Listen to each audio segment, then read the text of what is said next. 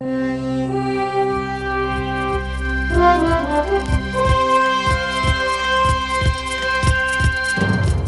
morning. It's Thursday, January 8th. This is the CBC Morning News. In the Montreal area today, emergency shelters are jammed as hundreds of thousands of Quebecers try to cope without power. And that's our top story today. 2 to 3 million people without power, and Hydro-Quebec has called in emergency crews from the U.S. to help get the power flowing again. This hour, live to Montreal for a full update. We now turn to Shane Rothman with a riveting interview with Lori Baum, who was there at the scene in 1998. Hello, I'm Shane Rothman, a news reporter for the CBC News Network, with our victim, Lori Baum, surviving the ice storm of 1998. Let's take a closer look.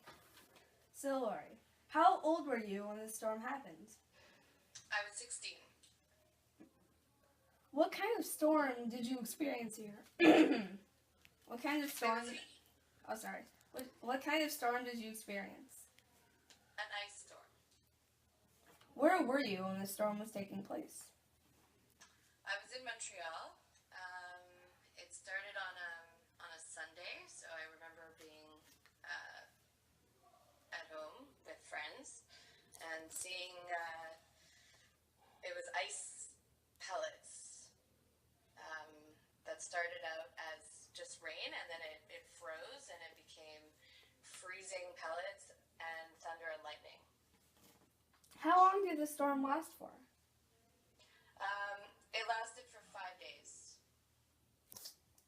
Can you describe the temperature during the storm? It ranged from 0 all the way to -20. It became very quickly, it was mild, and then very quickly it would freeze. And that was what the problem was with once it was raining and it became freezing, it turned to ice. Did anyone die during the storm? Yes, 28 people were found to have lost lives due to hypothermia. Wow. From the cold. Yeah. What kind of damage occurred during the storm? There were many trees that fell and power lines, so there was a lot of damage to people's cars and homes. Basically, where it was most of what the damage was to the city. How did the city handle to the storm? How did they react to it? They had the RCMP, which is the Canadian troops that were patrolling the streets, as well as police officers who were there to help people who were stuck or in need or who were in danger of any kind. All the schools were shut down and turned to shelters for those who had lost power and couldn't live at home due to cold and loss of water. So they had tons of people volunteering and helping in shelters. Yeah, that was it. The city was really shut down for the majority for the whole time. Wow. Yeah. Was there any warning the storm would come? No, they really didn't anticipate it, and so they weren't prepared for what was to come at all. They knew that there would be a rainstorm, but they had no idea that it was going to turn into what it was. Did you do anything to prepare for it? No, I didn't. Although my mother, who, when she found out what was going on, she went into the store and bought some candles and canned goods and stuff like that once it was in progress. But beforehand, we really didn't know what we were in for. What were you feeling during the storm?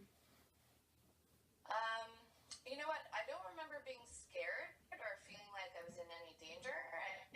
I remember wondering how long it was going to last for and feeling, a sense of wanting to help people. And I volunteered at my school.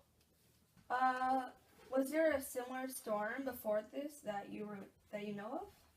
No, never. It was once one of a kind. Wow. Did anyone anyone leave the city during the storm? Well, that I knew, because no one really expected it to be what it was, so no one left that I know of. Did the storm make national headlines? Yes, yes, it did, all over. How did Everyone the was talking about it. Oh, sorry. How did the city clean up during the storm and after?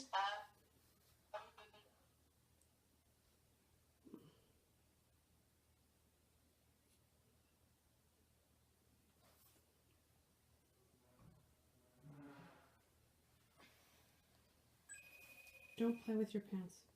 No. Yes. As I was saying, should I continue? Yeah.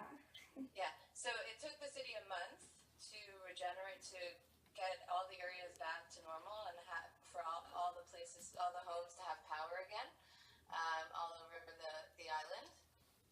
They had to fix all the power lines that had fallen and all the damage that had been done. It was a big undertaking. Did this storm help you prepare? Did this storm help you prepare for future storms? Yeah, absolutely. I mean, anytime, it's good to keep flashlights and candles and canned goods, just in case of anything in the future. Thanks. Hello, I'm Shane Rothman reporting from CBC News Network. Thanks for